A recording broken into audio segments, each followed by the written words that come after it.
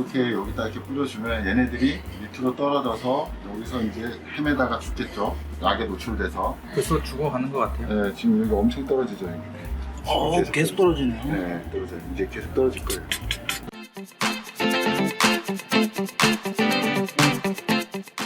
안녕하세요. 대한민국 최고의 해충원터 오선터 2대1 프로입니다.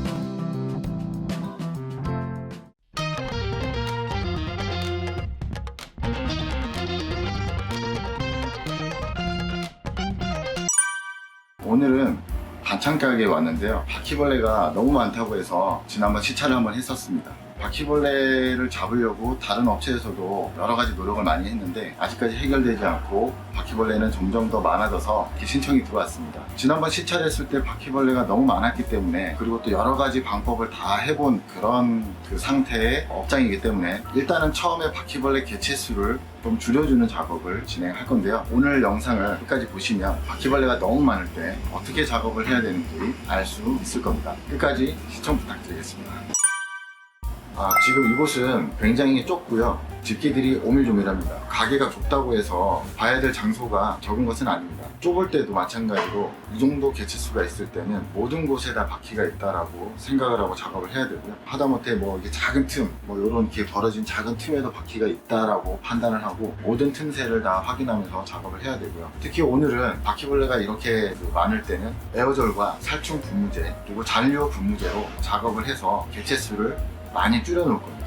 줄인 다음에 이 약을 뿌리는 거의 목적은 개체수를 줄이는 것도 있지만 어디에서 얼만큼 서식하고 많이 나오는지를 모니터링하기 위한 목적이 더 크다고 보시면 되겠습니다. 지금부터 이제 작업을 할 텐데요. 어디에 얼만큼 나오는지 일단 먼저 확인하시죠. 여기 안에는 의외로 그렇게 많아 보진 않는데, 근데 지금 상태가 안 좋으니까 네. 아무래도 이 안에 있다고 봐야죠. 그쵸. 이게 벌써 보이네. 여기도 있고. 다리 사이 그렇게 많은 건 아닌데 안쪽에 지금 서식을 하고 있죠. 네, 많이 있네요.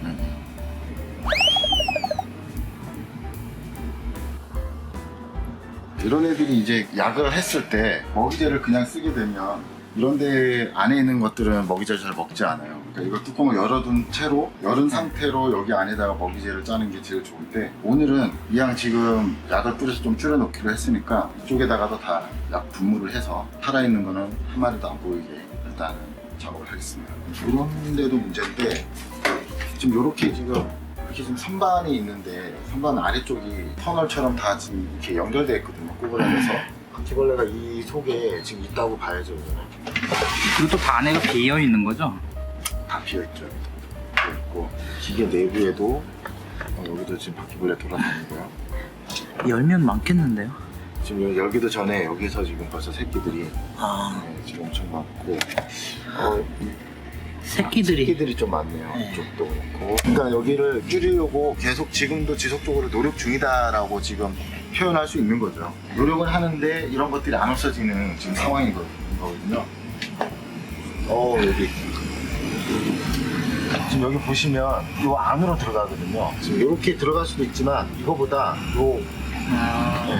구부라진데 이 속으로 들어가요. 지금 이 새끼들 보시면 얘가 이 안으로 들어가서 딱 숨어버려요. 이 안에 있는지 없는지 확인이 안 돼요. 아무리 작업을 해도. 그래서 여기 직접 분사를 해줘야 돼요.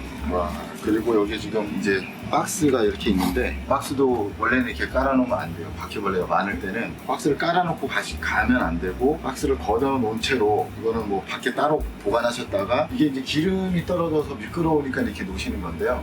아침에 다시 놓으시는 게 좋아요. 걷어냈다가 다시 사용하고 그날 바로 또 걷어냈다가 또 아침에 쓸 때 다시 놓고, 그렇게 하시는 게 좋은데, 이렇게 놓으시면 바퀴벌레가 은신할 장소를 제공해 주는 거거든요. 여기 아주 또 심각한 게 또 있네. 그러니까 얘가 좁은데도 되게 숨을 곳이 많은 것 같아요. 너무 많아요. 지금 요 아래쪽은 거의 뭐 초토화. 철판 끊어지는 지점 있잖아요. 네. 저 속으로 지금 이렇게 틈이 벌어져 있는데, 여기 이렇게 이 안에 얼마나 있을지 지금 예측이 안 되죠. 꽤 많이 있을 것 같아요. 이거는 이제 이따가 약을 뿌리면 얼만큼 나오는지. 이렇게 나무들을 바퀴벌레가 가장 좋아하는 이 지금 환경을 이렇게 아예 이건 사육장처럼 만들어 놓은 거예요. 지금 겹쳐놓고. 네, 이렇게 보면 지금 여기 틈새 있잖아요. 여기에 바퀴벌레가 들어가 있는 걸 되게 좋아하거든요. 근데 이것도 뭐 앞에 있는 건 자주 쓰시는 것 같은데 새끼들이 조금 있는데 이렇게 또 여기는 많지는 않아요.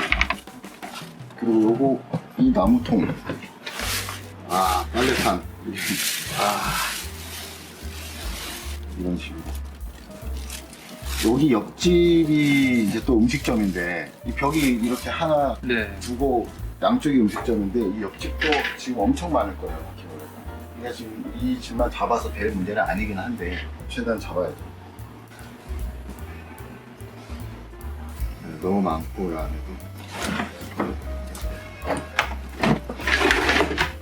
지난 영상들에서도 바퀴벌레 퇴치 시 에어졸은 절대 금지라고 하셨었잖아요. 네. 오늘은 에어졸을 사용하실 예정인 거잖아요. 네.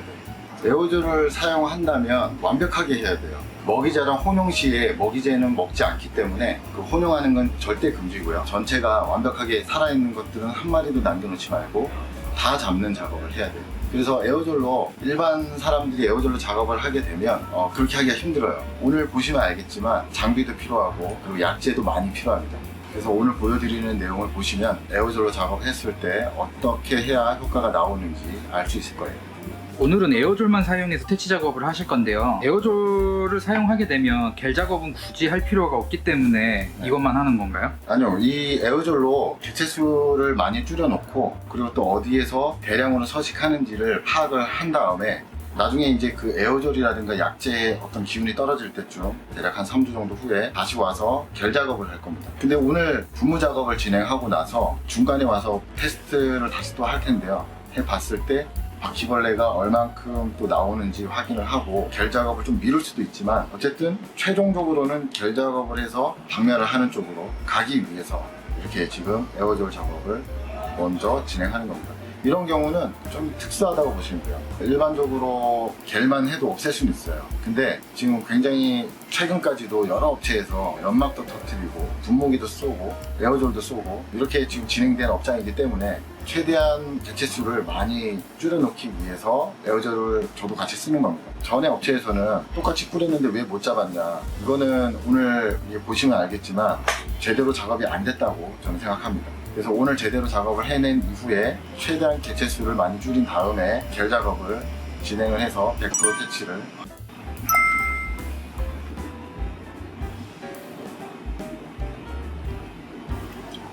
뚜껑을 열 때 이걸 이렇게 꾹을 해서 찔러서 따면은 잘 열립니다. 꿀팁이네요. 그리고 지금 여기서 분무를 할 때 그 에어졸을 쓰기 전에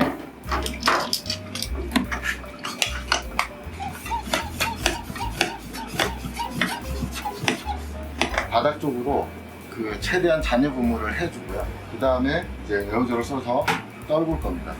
바퀴벌레를 제대로 퇴치하기 위해서는 이사한다라는 생각으로 작업을 해주시면 좋습니다. 모든 물건들을 다 건드려 봐야 되고 다 빼봐야 되고 다른 곳으로 이렇게 옮겨보고 이렇게 계속 왔다 갔다 물건들을 옮기면서 나오는 바퀴벌레들을 잡아줘야 됩니다.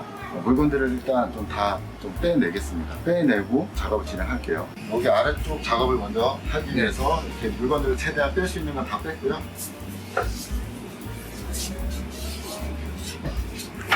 그리고 냉장고 모터가 돌기 때문에 잠깐만 꺼줄게요.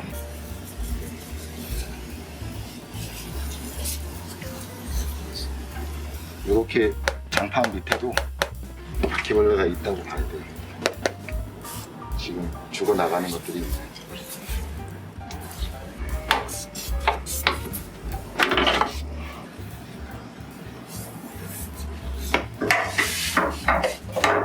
자, 그다음에 이제 에어졸인가요?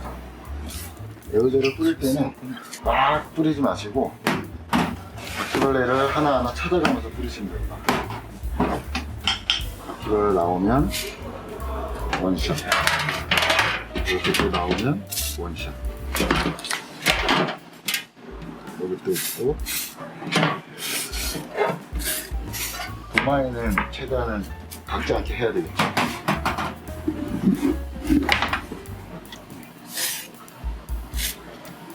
이렇게 그냥 살짝만 뿌려도 다 죽으니까요. 그 다음에 이제 요 틈에 뿌리는 거는 굴곡이 있는지 보고 이렇게 한 번씩 뿌려주고,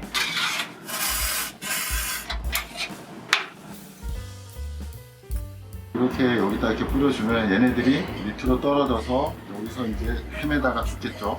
약에 노출돼서. 벌써 죽어가는 것 같아요. 네, 지금 여기 엄청 떨어지죠. 여기. 계속 떨어지네요. 네, 떨어져요. 이제 계속 떨어질 거예요. 비 오듯이. 이렇게 알벤 놈들이 있는데 얘네들은 못 도망가게 터뜨려줘야 돼. 좀 잔인해 보이지만 이렇게 해줘야 돼요. 그냥 막 뿌린다고 되는 게 아니고 이렇게 여기 막 나오기 시작하네. 아, 틈새. 이제 이렇게 뿌렸을 때 얘네들이 이제 나오기 시작하는데 이렇게 다 찾아가지고 없애주는 작업을 해야 돼요.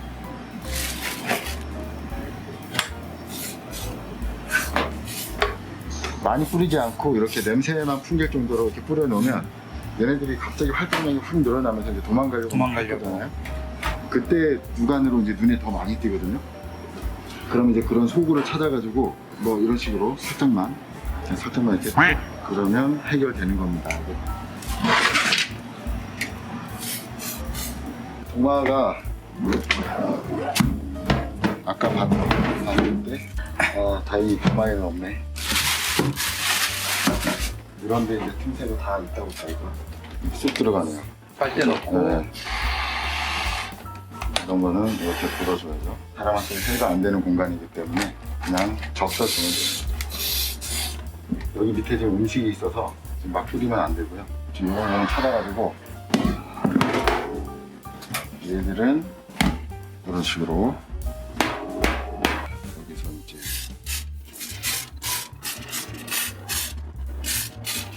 이런데 그릇에도 다 지금 들어가 있거든요.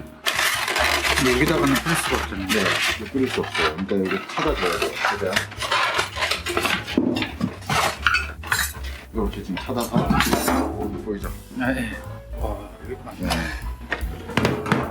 이렇게 털어서 이왕 뿌리기 시작한 거 네. 완전히 잡으려면 이렇게 세세하게 하나하나 다 이렇게 봐줘야 돼요. 나무로 된 구조물에 굉장히 지금 잘 붙어 있거든요. 여기. 특히 나무 위주로 작업을 좀 많이 잘 해줘야 되고요. 네, 이런 것도 지금 조금만 이렇게 벌어져 있으면 이 안에 이렇게 보이죠? 틈새만 있으면 다 있다고 보시면 돼요. 여기는. 벽지 틈새도. 네, 틈새 지금 나오죠. 그러니까 이런 틈새 작업이 안 돼 있으면 이 잡을 수가 없는 거예요. 그렇다고 음식이 있는데 막 뿌려가지고 또 해를 입힐 수는 없으니까 최대한 음식에 해가 가지 않게 지금 이거 작업한다고 해서 이렇게 다 지금 덮어 놓으시긴 했거든요. 그렇다 하더라도 더 조심해서 작업을 해야 돼요. 특히 좀 위쪽에 뿌릴 때는 아무래도 약재를 뿌리게 되면 어떻게든지 날라서 사람한테 해가 되거든요. 일단 바퀴벌레가 이렇게 습기가 있고 나무 구조로 돼 있고 틈새가 있으면 많다라는 건 이제 아시겠죠. 그러면 이쪽 위주로 이렇게 틈새, 바닥 쪽 가까운 쪽, 습기가 있는 쪽으로 많이 잡아준다면 이 위로 올라가는 개체를 최대한 또 줄여낼 수가 있어요. 나중에 여기는 먹이들 작업을 할 거예요. 정책 같은데요. 네, 여기도 물론 뭐 뿌려줘서 잡아주면 되긴 하는데 안 좋으니까. 네, 위험해요. 음식에 혼이 뜰 가능성도 높고 그래서 일단은 위쪽은 안 건드리고요. 위쪽은 최대한 그냥 이렇게 그냥 손으로 잡든지 보이면 최대한 그냥 없애고 여기 너무 많이 보여서. 네. 뭐 어느 정도 있나 그냥 확인 정도만 하고요. 아래쪽 위주로 작업을 좀 해줄 거고. 자, 이제 이거 델타 키를 쓸 건데요. 델타 키를 쓸 때는 이렇게 유제를 스프레이 타서 뿌리기도 했는데 1차로 스프레이 타서 이렇게 뿌린 다음에 두 번째로 에어젤을 뿌려서 이제 떨구는 작업을 했잖아요. 그러면 세 번째는 델타 키와 같은 또 이렇게 희석제 이런 걸 써주는 게 굉장히 좋습니다. 스프레이로 이걸로 뿌려도 되긴 하는데 이걸로는 세세한 위치까지는 뿌리기 힘들거든요. 잔류성이 좀 더 에어젤보다 좀 더 강한 델타키를 먼저 위쪽으로, 그러니까 여기 완전 아래가 아니라 중간 지점 쪽으로 뿌려주고요. 그 다음에 마무리를 또 에어젤로 하겠습니다. 나온다. 엄청 나온다. 하얀 바퀴도 있네. 자, 이렇게 델타키로. 지난번에 일본 바퀴 잡을 때보다 네. 효과가 더 좋네요. 뿌려보니까 바로 죽네. 아니 그때도 바로 반응이 오긴 했어요. 네, 그러니까 그것도 죽는데 확실히 등치 큰 놈보다 작은 놈은 곧바로 죽네 그냥. 절탁기를 써서 벽에다가 잔뜩 이렇게 묻히는 작업을 할 때 굉장히 좋을 것 같아요.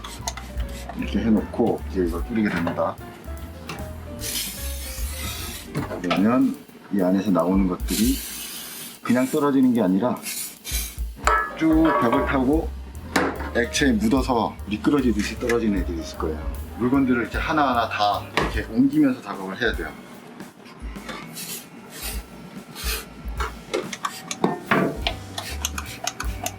아무래도 얘가 에어젤보다는 좀 덜 튀는 것 같아요, 사람한테. 이렇게 마스크를 끼고 고글까지 다 착용을 하고 작업을 해야 맞지만 안전 정비를 완벽하게 하고 작업을 해야 됩니다. 원래는 고글도 껴야 되고요. 방독면 같은 거 쓰고 하면 제일 좋고요. 그러면 조금 더 과감하게 뿌릴 수가 있겠죠. 지금은 안전하게 뿌리기 위해서 이렇게 최대한 육안으로 그 공간에 바퀴가 있는지를 확인하고 모니터링이 된 공간에만 약을 뿌립니다. 그냥 막 뿌려가지고 잡는 게 아니고요. 모니터링이 된 공간에만 약을 뿌리게 됩니다.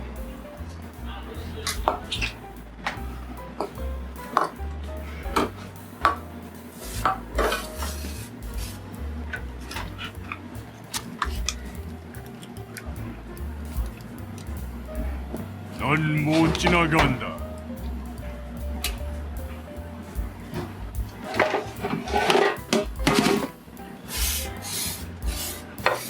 지금 보면 약을 맞은 애들이 바로바로 죽고 있거든요. 네.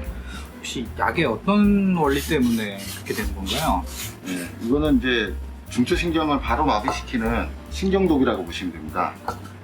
안에 이제 들어가 있는 델타메트린이나 피프로닐 뭐 이런 계통들이 다 그런 신경독들이거든요.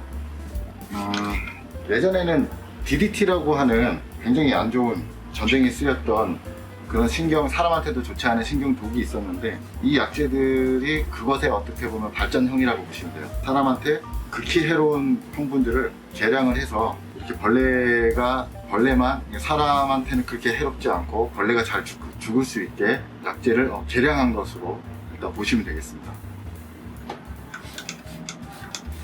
약을 뿌리면서 절대 나한테 해가 되지 않게끔 그렇게 하는 게 중요하고요. 더 중요한 거는 이 가게에 음식에 해가 되지 않게 작업을 하는 게 가장 더 중요합니다.